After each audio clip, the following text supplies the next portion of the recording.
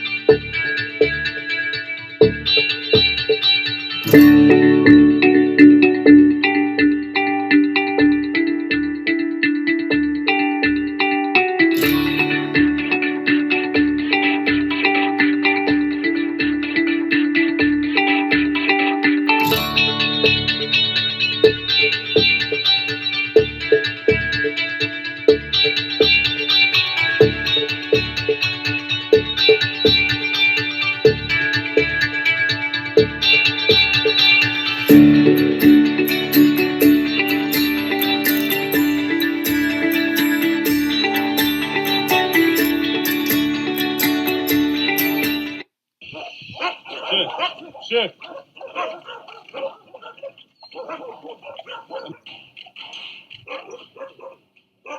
My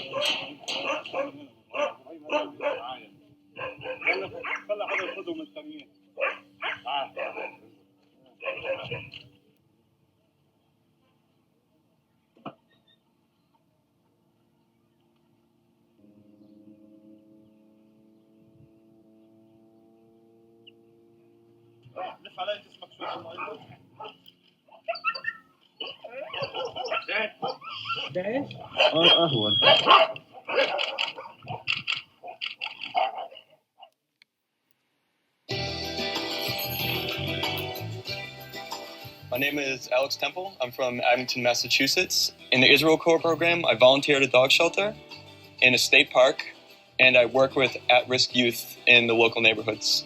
Had it not been for this Masa program, I wouldn't have been able to spend these last 5 months in Israel. I wouldn't have had this opportunity.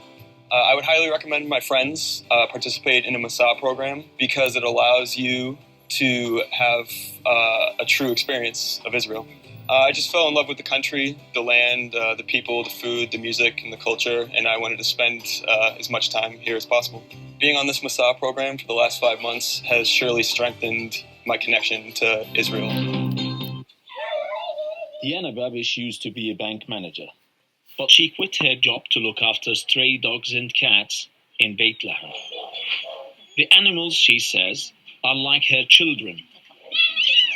And it was so difficult for me to leave my work because it is my source of income. I'm giving all my time and effort and love and passion and all the things that I can do to save those animals. For many Palestinians, there are other pressing issues. People are overwhelmed by the economic hardships due to the Israeli siege on the Gaza Strip and the political unrest in the occupied West Bank. That means there is not much money available for animal control. At least 15,000 stray dogs are on the streets in Bethlehem, and caring for them is costly and time-consuming. Since 2013, Babish's shelter has looked after and provided home for more than 300 of them. I had a place where I was able to keep the dogs there. It was in my brother's house, and I was taking care of 40 dogs. They were from different areas, from Bethlehem, Jericho, Ramallah, Hebron, Nablus, many places in Palestine. Because there is no animal control, some municipalities have resorted to shooting or poisoning the strays. But Babish believes these animals deserve to be protected. With limited resources, she does what she can. They were brutally abused, killed, tortured, poisoned, shot. And this is very difficult. And there is no mercy in these actions. Animals have become her life's work. And Babish says it's our duty to protect them no matter what the cost. Ahmed Al-Burai, TRT World. And this Taza is going to be for Netanyahu, so let's go to Tel Aviv.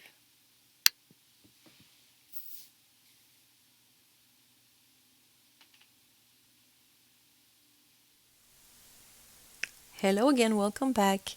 I appreciate you staying around. Thank you for your time. I just finished a cup on Mohammed Ishtaya, and now I'm moving on to doing a cup on Benjamin Netanyahu. Okay, this is over a week old now, but here, first thing to show up is by the handle what will be happening the soonest, and this is why I wanted to get this out today. They are going to send troops out into Gaza. They will.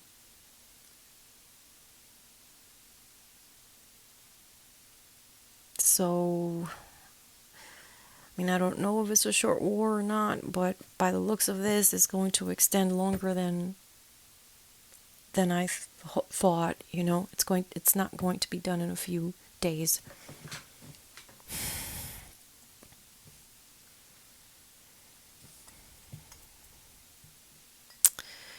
So here you have, let me explain this to you. Here you have a young soldier. Here you have a young soldier, Israeli. You see how he has weapons on his waist? He has like 2 kids sitting on, I don't know what you call those baby chairs, the feeding chairs. He has like 2 little kids back there in like a feeding chair. Here he is with his army clothing and his weapons, basically saying goodbye to his wife who's pregnant. That's what a pregnant lady comes out looking like. And they even have like a little dog. You see the little dog down here? And they are a very young family. And he's saying goodbye. And here are soldiers being wounded. This is problems. Like if I read a Taza for you and you come out like squiggly like that, those are horrible problems. That's like an accident, life-threatening situation happening to you. Fighting, war, or accident, almost fatal, or catastrophic. And they're on foot here. And here's a commander. He's wearing like a general clothing. And here you have like a bomb on his head. He's thinking about the bombs. That's what's on his mind. War. And he's sending these people on foot to another territory. To another territory.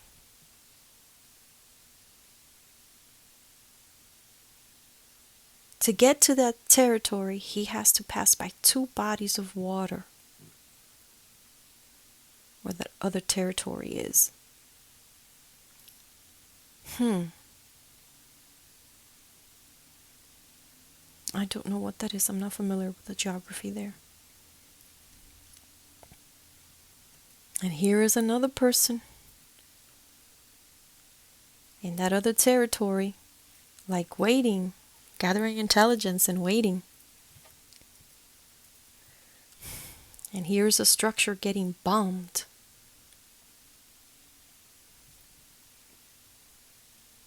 And here's again the man with the one leg.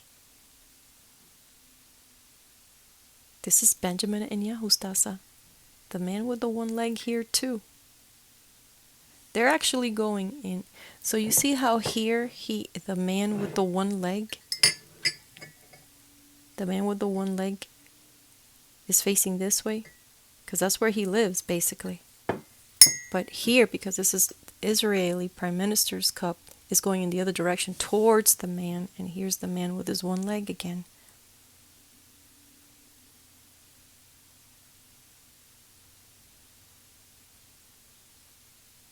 And there's the structure. A bronze-like structure. So maybe they're going to find I don't know who the one-leg person is. We'll see it on the news. I don't know.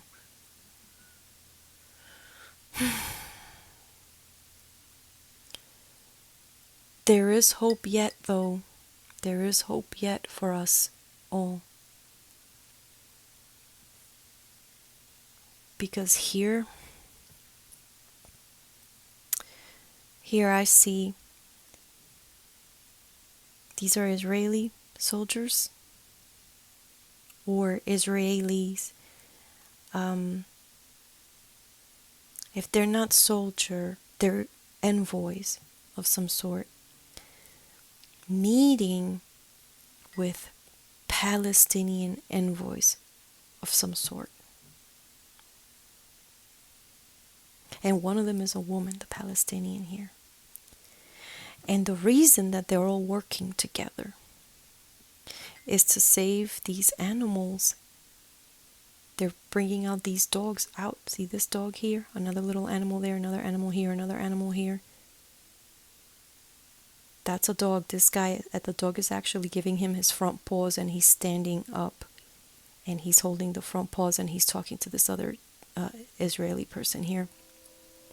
And this one has an animal there, an animal here, and he has like a vacant place, a vacant spot where he's putting animals in.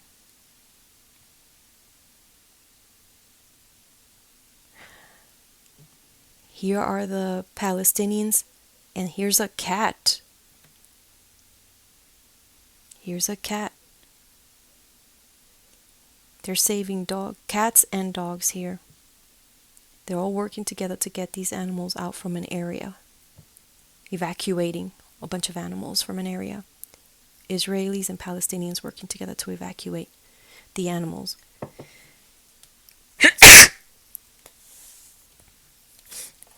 Sorry, excuse me, I had to sneeze. So I'm an animal lover. I think this is what came up because I was very, very concerned.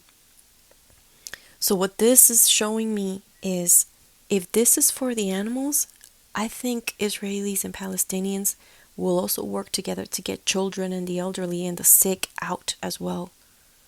There will be some sort of truce is too harsh of a or too strong of a word, but some sort of agreement to get people out and to get animals out. Tell me you don't see that. Does that not look like a dog to you? It's exactly like a dog. And here is a little cat. They're probably petrified with all that noise from the missiles and the explosions. And then the two Israelis that are doing this, they're going to be wounded in like the head area, but not fatally or anything like that, but they're going to be bleeding. It's going to be like in the middle of the explosions. They've probably been doing this for a while now. This is old. This was from last week. And eventually what's going to happen, they're going to be in rough shape, but they'll be alive. They'll make it. And it's not serious. But there's blood on there. And here are the Palestinians. Like, look at this person, so distressed. So distressed. And here's the cat they're going to start ushering. They're bringing out all these animals, ushering them. And then these Israeli people are putting them away in places and ushering them out. That gives me hope for people, because if they're doing that for the animals, I'm sure that they're doing it for other people as well. Getting them out of Gaza, maybe. Obviously getting them out of Gaza.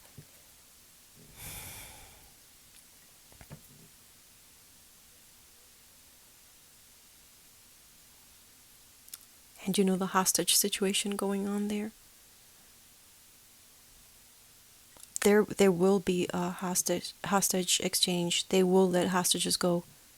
So if you're a family member and you're listening, there's still hope. Don't lose hope.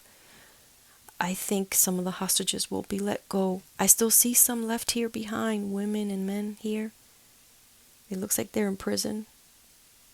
Before I used to say, oh, they're in prison. But now I know when it's hostages and when it's prisoners. It's a different sort of body language between the hostages and the prisoners here. These are hostages that are still there or being kept hostage, but here are some that are being let go. And like sick, some of them wounded, will be let go. Children, adults.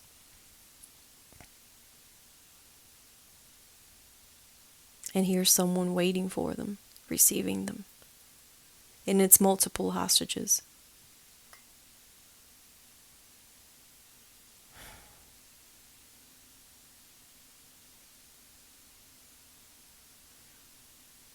I don't know. I wonder if there will be a truce with the missiles to let people have safe passage and animals safe passage.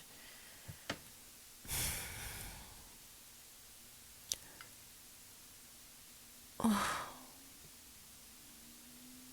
And at the bottom of a cup, I see a wounded, older gentleman wounded with a big belly, perhaps even on his deathbed, and a religious person with his head on the end of the bed, like where the feet are, praying over them with something on it. The religious person has something on the head, and he is praying over this person that is basically dying.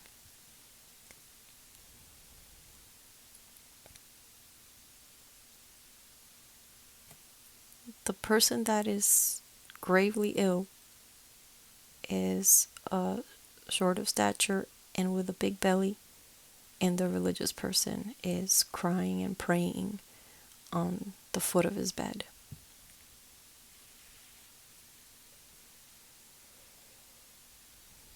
And here you have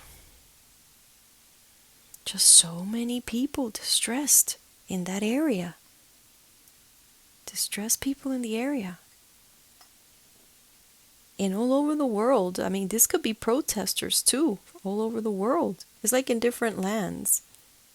In Palestine and in Israel, people distressed and then protesting everywhere.